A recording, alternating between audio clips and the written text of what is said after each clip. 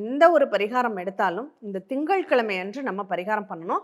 அதுக்கு முன்னாடி உங்க ஜாதகத்தில் சந்திரனுடைய வலிமை, அதாவது சந்திரனுடைய பலம் எவ்வளோ, சனி பகவானுடைய பலம் எவ்வளோன்னு சீர்தூக்கி நீங்க பார்த்துக்கணும்.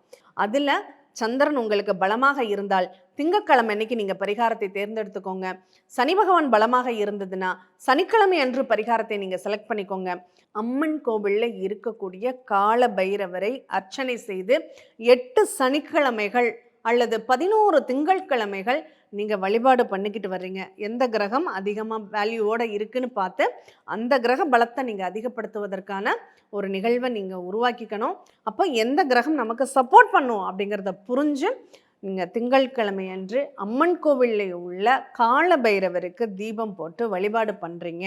சந்திரன் சனி சேர்க்கைக்கு கால பைரவரை, பெண் தெய்வ ஆலயங்களில் உள்ள கால பைரவரை வழிபாடு பண்ணுங்க. எனக்கு தெரிஞ்ச இந்த பெண் தெய்வ கோயிலில் கால பைரவர் ரொம்ப விசேஷமா எங்க இருக்காரு அப்படின்னா, புதுக்கோட்டை மாவட்டத்தில் கொன்னையூர் கிராமத்தில் இருக்கக்கூடிய முத்துமாரியம்மன் ஆலயத்தில் கால பைரவர் இருக்காரு. அங்க ரொம்ப விசேஷமா அந்த கால பைரவருக்கு பூஜைகள் நடந்துகிட்டு இருக்கு. வாய்ப்பு இருக்கிறவங்க போய் பயன்பெறுங்க.